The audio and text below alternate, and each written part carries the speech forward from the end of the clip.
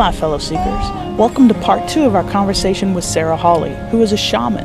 In part 1, we learned all about the Moon Eye Key rites. In this section, we're going to dive more into the work of a shaman in terms of soul retrievals, chakra balancing, all of that kind of stuff. Enjoy. Some of the elements of the work, some of the things that came up when we did sessions, we did things like soul retrieval and energy and entity extractions and chakra balancing and cleansing and the rearranging of the DNA again.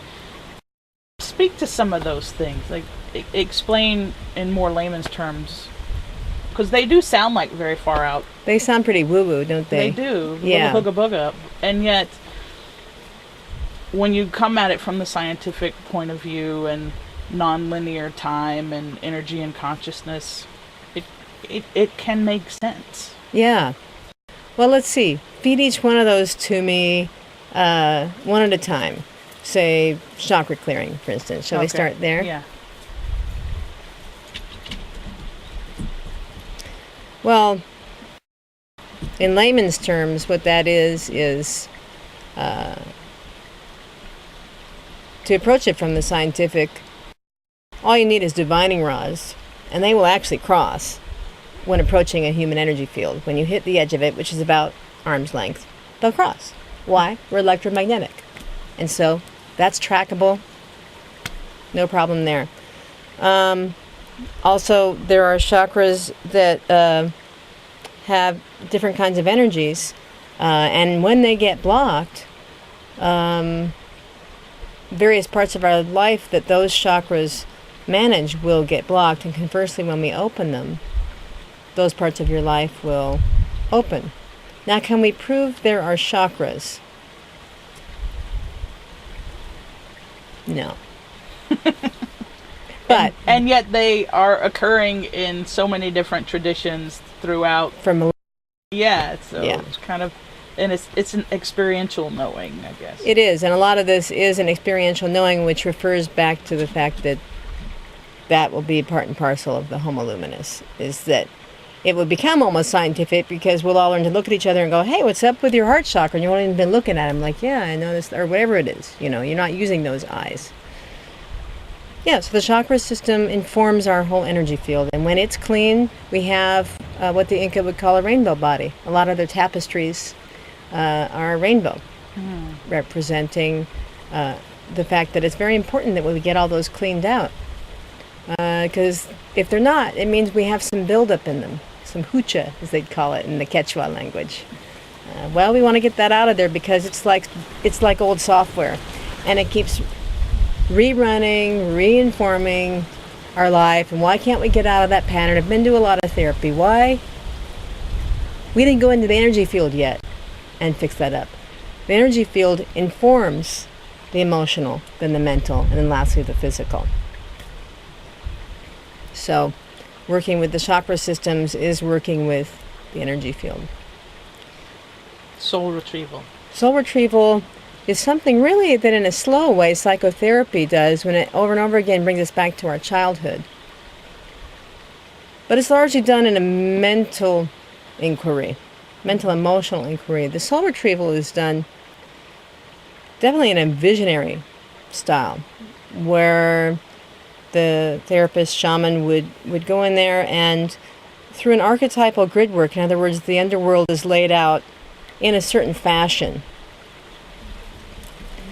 There's a map that you know to go through, go through the bedrock of the earth, go through the waters under there that are healing waters, and usually you'd meet the keeper of the underworld, Huascar, in a field. And then in the distance are 4 caves, into which you would go and get images that belong to the client. Note what the images are.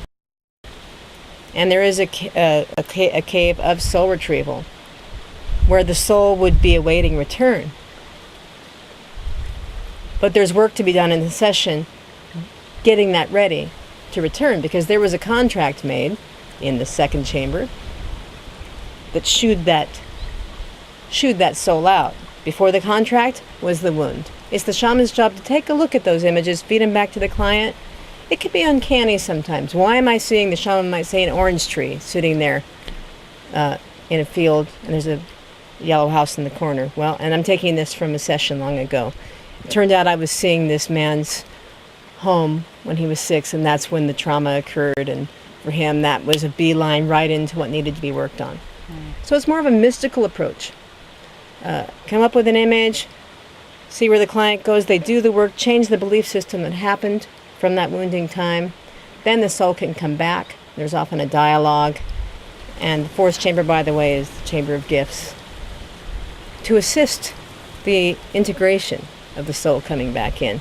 And sometimes a totem animal outside, right by the chambers, to come back and have be a helpful energy for all this to take place. So that's sort of the nature of what that is. And that, by the way, that soul piece is often blown into whatever chakra was deemed to be the wobbly one in regard to the issue. So really, it's not a real rational process. As they teach it, it would only be just what I told you. The neat thing about having some psychotherapy training is you can do as much talking and framing of it as is needed for the standard Western person, make it make more sense. Right. You know. So, but on the level of pure soul retrieval, that would be the ancient map of it.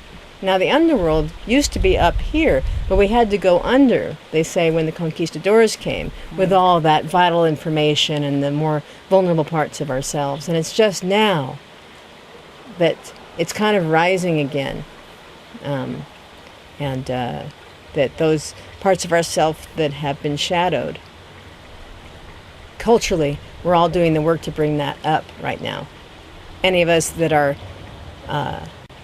fairly sober in our lives find that we're on a pretty accelerated path. Right. Some sort of soul retrieval. And I don't think it even needs to be done in the fashion that I just shared with you. After years of working with it now, it can be done in moments. If I know that's what's happening, I just dialogue with that part, bring it up, and see how we can integrate it, you know. So that's sort of the nature of that. Soul retrieval is needed largely when life became too traumatic, and so there was a soul loss. Right.